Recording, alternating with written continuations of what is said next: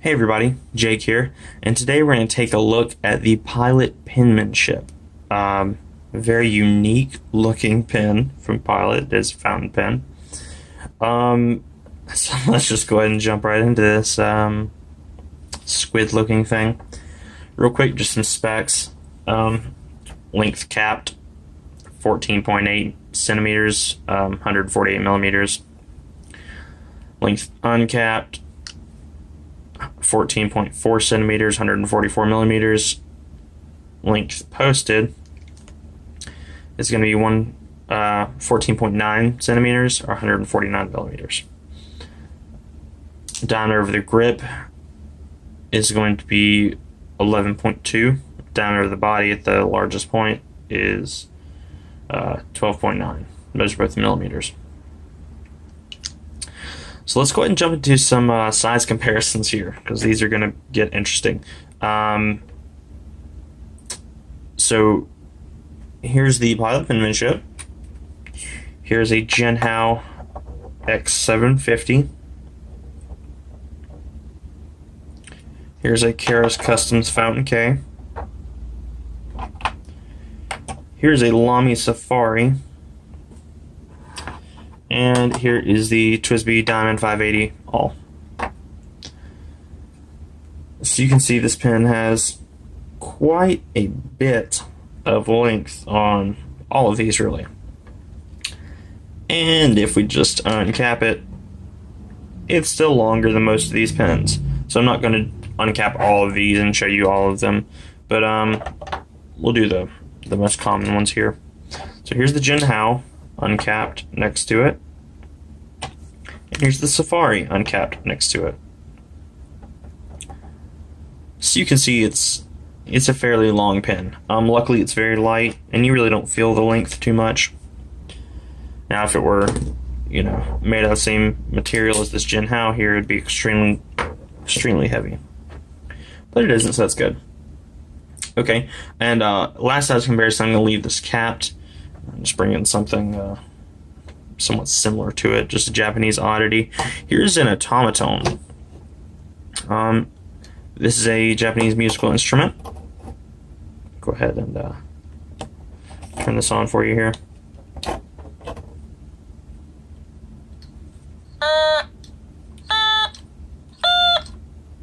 So you can see it's a little bit longer than the penmanship. It's about 2 penmanships, maybe penmanship and a half, which is a good way to measure anything. So let's go ahead and jump right into this. Fairly short like list here. First thing up is the section. I've got to show you guys this because it's very strange. This section is similar to the Safaris in that it has the dip here and the dip here, so you can kind of see what I'm talking about there. But this one also has a curved bottom, which means when you put your fingers here and here, your other finger rests here. So it's kind of a corrective grip thing. I like that. A lot of people are going to hate it. I actually think I like it better than the Safari, just because of that bottom contour bit there. And the grip, it feels thicker than the Safari, which is one of my complaints with the Safari, is the narrowness of it. But, it's very unique, polarizing grip, so it's up to you guys. Next thing up is actually going to be the feed color. And I don't know how well you can see this, so let me try to turn on the flash and see if you can see what I'm talking about. Still kind of not. So this feed is transparent, and it is blue. There's black ink in there right now. It's just Pilot Namiki black, which, if you guys have never tried, I highly recommend. Great black ink. But that is preventing the feed from being see-through. But when you clean the pen out, it's like a bluish transparent color. So it's kind of cool. Next thing is actually the posting. Because of how light all this is, because it's made out of plastic, you can post it and it won't backweight it. Really, I would recommend posting this pen just so you don't lose this little baby squid cap. It could be a rocket ship or a squid or whatever you want it to be. Use your imagination. Last thing on the like list is this pen. You can swap the nib with your Metropolitan. Now, those of you who use Metropolitans or have looked into them know they come in 3 nib sizes. They come in fine, medium, and a stub. I think it's a 1mm stub. These do come in an extra fine, which is actually the reason I purchased this, because the Pilot Metropolitan I bought, I like the pen. I don't have any interest in using it. My wife took it. So, but she writes Japanese, takes Japanese classes, so she wanted a finer pen for, goodness, she's going to kill me. What's that called? Kanji. Goodness. Don't burn me in the comments, guys. She wanted a finer nib for her kanji. So it's like, okay, we'll buy this, swap it out. It was a little too scratchy for her, which is a given with finer nibs. So this does still have the extra fine on it. But if that's an option you wanted to look at, go ahead. This is cheaper than the Metropolitan, about half the price, depending on where you get it at. And it's a good way to try out an extra fine nib without, killing yourself over it. I believe this is one of the cheapest Japanese extra fine nibs you can get. On to the neutral. First up is the price. This is going to run you about $8, $7, $8. There aren't really many Western retailers that sell it, as far as I know. The places I can tell you to get it are JetPens, Amazon, and eBay. If you want to support a pen shop, go ahead and get it from JetPens. I know they have them. They also offer a clear model, which is probably preferable to this one, but this one was in stock on Amazon, so this is one we got. But it's an okay price. It's not great, especially when you have the Genhaus of the world, but for a Japanese extra fine nib, this is a good price. But it could still be cheaper, and we'll get into that in a bit more. Next up's the weight. This is a super light pen. I don't know what they made this pen out of exactly, but the Safari is like twice the weight of this pen, if that tells you anything. So, of course, your Genhaus is going to be insanely heavier than this little Penmanship here. So if you don't like light pens and you don't like corrective grips, you're going to hate this, so don't even bother buying it. But if you do like light pens, it's a good option. It's very very portable. You don't have to worry about the cap coming undone. It doesn't have a clip or anything, so you can just toss it in your pocket and you're not going to notice it's there. But I don't like that. I like to have some reassurance of the pen being in my hand, and that's just not here for this. So it's kind of in the neutral. Next up's the nib. Again, this is a Pilot extra fine nib. And I just lost that cap for eternity. This is Pilot extra fine nib, and it is fine. I'll give you a writing sample in comparison to a TWSBI and a Safari in just a moment. But this is a very, very fine nib. It's super small. It's like writing with a needle, essentially. So it is a little scratchy. Of course, the finer nibs get, the scratchier they're going to get, but it still writes okay. I don't like scratchy nibs, so I'm not going to put this in the like section because I don't like really fine nibs either. I usually go for mediums. But if you're looking for extra fine nib, this may be tolerable for you. For me, I really don't like writing with it. But, to each his own. Next up, and dislike. So build qualities first. This is a very cheap filling plastic. There are seams all over this pen from where they did the injection molding. It's not great. Let's see if I can show you here. There's dip in the cap from the injection molding. No dip in the... No, there is a dip in the bottom. You just can't see it. There you go. That's a bit more on purpose than the injection molding. So there's not an injection molding dip, but it's still there, and I don't like it being there. It doesn't feel like a very well-made pen. It's miles behind the Metropolitan. So if you had this pen first and you're looking at Metropolitan, don't judge Pilot off this, because this is kind of garbage.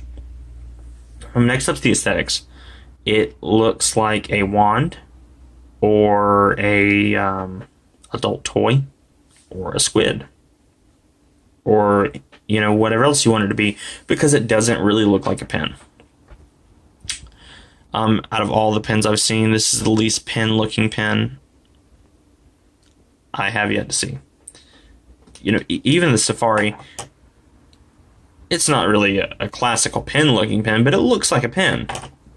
This looks like something you wouldn't want your mom finding. I mean, it's okay. I just don't know what they were going for with this. So, next thing is the cap doesn't line up at all. With these little ear things, you'd think the cap lined up, but it doesn't.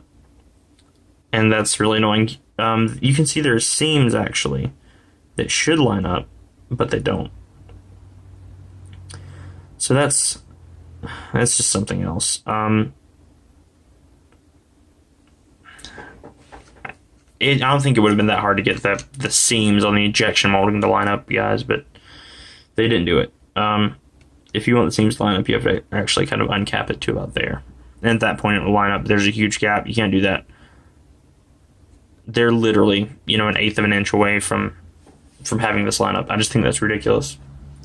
Next thing up is the proprietary cartridge and converter. This is Pilot's infamous squeeze converter. It sucks. It's garbage, I know. But I'm not buying a proper converter to put in this pen because I'm not going to use it. But it is proprietary, so keep that in mind as well. It comes with a cartridge. Does not come with a converter. That is from the Metropolitan there. That's just something to keep in mind if you're purchasing this and you have bottled ink. You will have to buy a converter, which is going to run you, you know, close to the price of the pen. Okay, we're going to go ahead and jump into a writing sample here so you guys can see just how fine this is. So let's go ahead. It's focused on the paper. There we go. And we'll just do a couple passes like normal. I don't know if you guys can hear that nib, but it is very, very, very, very, very, very scratchy. It isn't really toothy like the 3776 is. It's kind of, I don't like it. It's not pleasant feedback. It's kind of bad.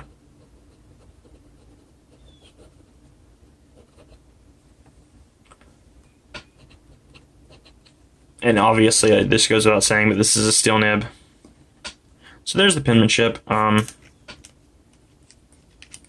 Just try to unscrew the cap and unscrew the body.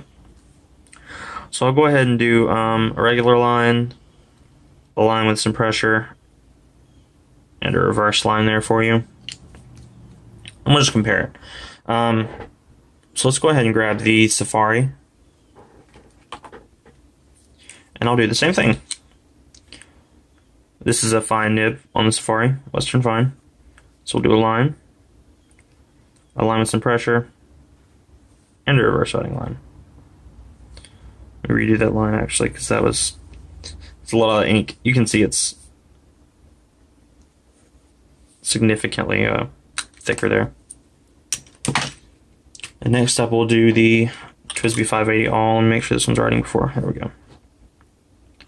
So regular line with some pressure, reverse writing line. This is a very fine, very, very, very fine nib. If that's what you're looking for, great. I'm not going to recommend this pen to you necessarily because I hate it.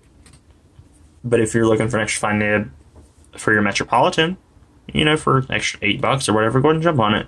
It's about the same price you're going to pay for a Lamy nib for your Safari. But I don't really recommend this pen. I don't like it. I don't enjoy using it. I would not buy it again. Anyway, guys, thanks for tuning in. Don't forget to like, comment, and subscribe, and keep an eye out for my next video. All right, thanks, guys.